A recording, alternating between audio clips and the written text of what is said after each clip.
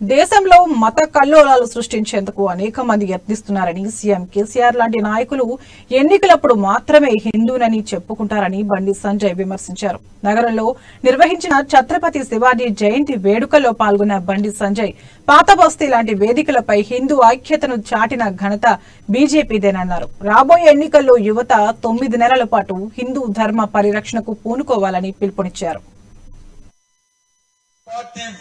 విసిరే సవాలు మీరు స్వీకరించండి. ఎంఐ పార్టీని సంగతి ఏందో చూడండి. వాని కొమ్ముగాచే ఈ కుహన సెక్యులరిస్ట్ సంగతి చూడండి. హిందుత్వం తమ్మేందో చూడండి. హిందూ యువకులు ఒక్కరైతే హిందూ సమాజం సంఘటిత శక్తిగా మారితే హిందూ ఐక్యత ప్రదర్శిస్తే ఈ భాగ్యనగర్ లో జిహెచ్ఎంసీ ఎన్నికల సందర్భంగా ఐక్యతను ఏ విధంగా చాటుకున్నామో రాబోయే ఎన్నికల సందర్భంగా ఈ భాగ్యనగర్ యువత మీ దమ్మెందో చూపెట్టండి. తెలంగాణలో యువత సిద్ధంగా ఉన్నారు. ఎంఐ పార్టీకి సవాల్ చేస్తాం. ఫాల్సిగా నీకు దమ్ముంటే నువ్వు మొగను అయితే నువ్వు ఇస్లాం కు కట్టుబడి ఉంటే నువ్వు ఇస్లాం ను నమ్మితే నువ్వు ముస్లింల కోసం రాష్ట్రంలో 119 నియోజకవర్గాలు పోటీ అయి ఇక డిపాజిట్ రాకుండా చేసే బాధ్యతను మేము తీసుకుంటాం.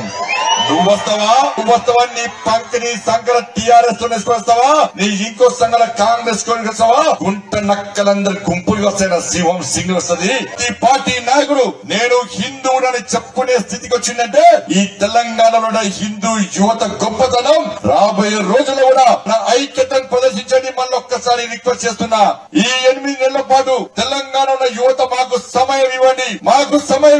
రామరాజ్యాన్ని మీకు అప్పచెప్పే బాధ్యతను మేము తీసుకుంటాం. ఈ తెలంగాణ రాష్ట్రంలో రంగురంగుల జెండాలకు స్థానం లేకుండా కాశాపు జెండాకు మాత్రమే ఈ తెలంగాణ రాష్ట్రంలో స్థానం ఉందని చెప్పి నిరూపించే బాధ్యతను మేము తీసుకుంటాం. భయపడే ప్రసక్తి లేదన్నా. ఎవరి తాత జాగిరి కాదు తెలంగాణ.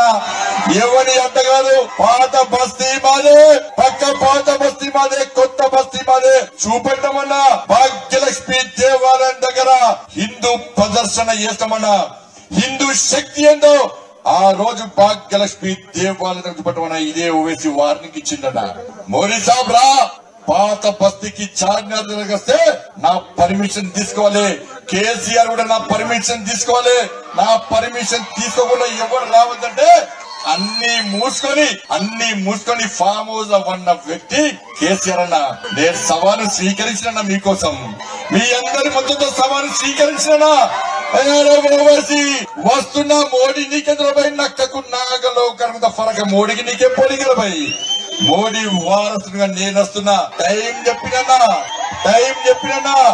డేట్ చెప్పినా ప్లేస్ చెప్పినా పోలీస్ పర్మిషన్ ఇవ్వలేదన్నా. పోలీస్ పర్మిషన్ ఇస్తా అని చెప్పలేదన్నా. నేను ఆఫీస్ తో మాట్లాడినా పోలీస్ పర్మిషన్ నాకు అవసరం లేదు. జై బోలో భారత్ మాతాకి జై అని గాంధించడం వల్ల రామ లక్ష్మణ జానకి జై బోలో హనుమానికి అని చెప్పి విజయ దుందిబి మోగించడం వల్ల భాగ్యలక్ష్మి దేవాలయం వచ్చి ఇక ఏది సాధ్యం కాదన్నా.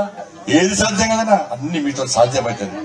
మీరు అనుకుంటారు నేను ఒక్కని చేయకుండా నాకేమవుతుంది, నేను ఒక్కని పని చేయకుండా కాశాపు జెండా రాజ్యం అవుతుందా, నేను ఒక్కని పని చేయకుండా రామరాజ్యం అవుతుందా అన్న. ఒక్క శివాజీ దలుచుకుంటేనే హిందూ రాజ్య స్థాపన సాధ్యమైంది అన్నారు. ఒక్క శివాజీ దలుచుకుంటేనే ఈ దేశంలో హిందుత్వ వాతాన్ని హిందూ ధర్మరక్షణ సాధ్యమైందన్న. శివాజీ రకం